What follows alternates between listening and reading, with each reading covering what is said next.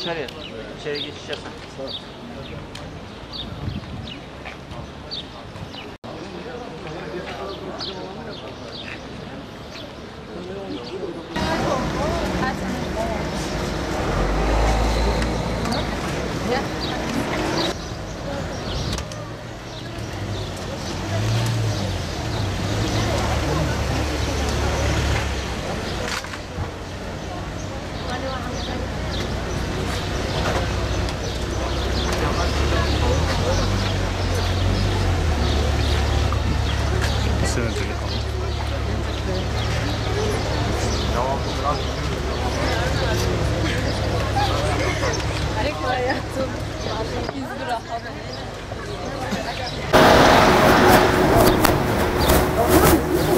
Bir sene boyunca aralıksız şekilde sadece sınav için çalıştık. Ondan önce de zaten okul, ders, o tür şeyler vardı. Bu bir sene emek verdik. Şimdi de karşılığı için gelip bir sınava girdik. Sınav biraz zordu, ikinci oturum yani alan sınavı biraz zordu ama ilk oturum güzeldi. İyi bir şeyler bekliyoruz. İlk sınav yani TYT sınavı rahattı gayet yani insanların çözebilmesi için. Yalnız ikinci sınav AYT biraz zordu. İnsanları sıkmışlardı. Soruların zorluk düzeyi çok fazla olduğu için biraz sıkıldık içeride. Hedef hukuk. Çalıştım, dershaneye gittim. Sınav zordu. Süre iyiydi, süre yeterliydi bence. Hedefimde ATT. Acil tıp teknisyeni. Çalıştık da çok çalıştık ama çalıştığımız yerlerden hiç çıkmadı. Bu sayesinde hep çalıştık. Kurslarda falan, okullarda olsun öyle. Pek çok iyi geçmedi diyelim. Bilmiyorum, yeni sisteme göre değişiyor. Allah sınava geçen sene hiç hazırlanmadım. Bu sene biraz zorlandım. İlk oturum güzeldi, kolaydı. İkinci oturumda biraz matematik bizi yordu. Ama tarih, edebiyat falan güzeldi. Bu sınav yani güzel geçti. Bu sınavda fazla zorlamadılar. Yani fazla bilgi istemediler. Geçen seneki sınav çok zordu. Vallahi hedefim iş mimar. Çalışma bayağı bir zamandan beri çalışıyorum. Yani Türkçe'de biraz zorluk çektim.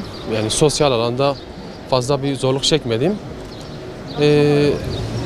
Başka da yani çalışan bir insan rahatlıkla yapabileceğine inanıyorum.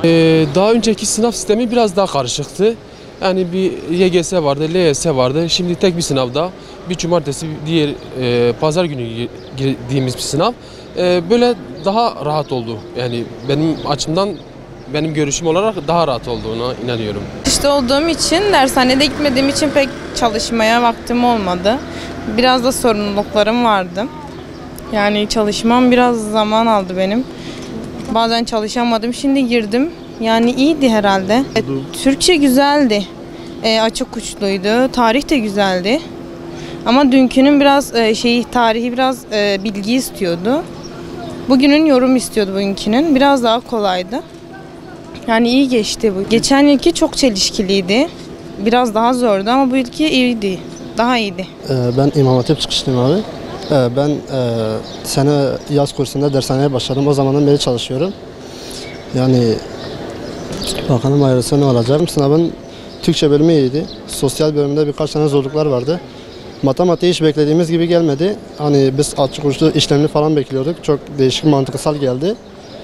Hani beklediğimiz TYT matematiği, AYT matematiğinde gördük onu. Çok fazla bir çalışma olmadı ama bayağı bir emek verdik. Yani sorular bayağı bir zaman oldu, sıkıntısı. Bunda zaman sıkıntısı olmadı ama YKS'de çok oldu. Yani zamandan bayağı bir gitti yani. Bayağı Türkçelere bayağı bir çok verdik zamanımızı. Yani o şekilde. Hedefim polisliktir. Yani ben çoğunlukla matematik çalıştım. Çünkü ağırlık vermemiz gerek. Çok önemli bir ders. Kat sayısı yüksek bir ders. Yani onun için ağırlıkla matematik. Düne göre bugünkü daha iyiydi yani. Zaten ben çoğunlukla sosyal bilgiler yapıyorum. Tarih, coğrafya. Onlar yani çok iyi geçti.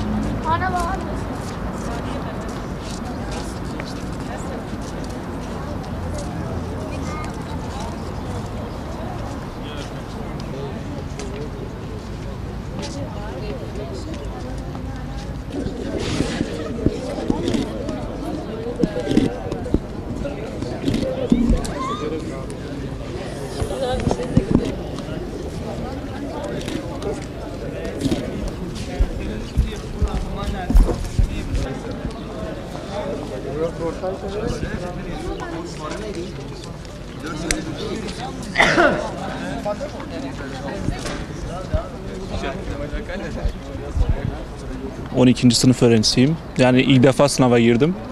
Heyecanım yoktu. Güzeldi yani. Soruları nasıl buldunuz? Soruları sosyal 2 dediğimiz kısım biraz zorladı. Çoğunluk yorum olduğu için. Öyle, onun dışında birkaç edebiyatta Türkçe sorusu zorladı, o kadar. Ben de ilk defa 12. sınıf öğrencisiyim. İlk defa girdim sınava. Pek heyecanlı değildim zaten. Yani çalışmamıştım doğrusu. Yani kötü geçti diyelim yani. O kadar yani. Gelecek sene inşallah tertemiz bir sayfayla başlayacağız hayata. Güzel bir hayat, güzel bir yaşam. Güzel sınavlara gireceğiz inşallah. Evet. Fatih. Mezunum. Sınava ikinci girişim. Dünkü sınav biraz bizden süre istiyordu, bilgi istiyordu, mantık istiyordu. Tabii yani çalışan muhakkak emeğini alır, karşılığını alır. Bugünkü sınavda ise yani biraz zorlandık açıkçası. Öyle işte. Neden zorlandınız bugünkü sınavda? Yani biraz daha formüle dayalı bir şeydi, biraz daha çalışma istiyordu. Tabii konularımız yetişmedi, biraz çalışmalarımızı aksattık. Umduğumuz gibi geçmedi. Bakalım inşallah, artık tevekkül etmişiz. Ne olacak hayırlısı.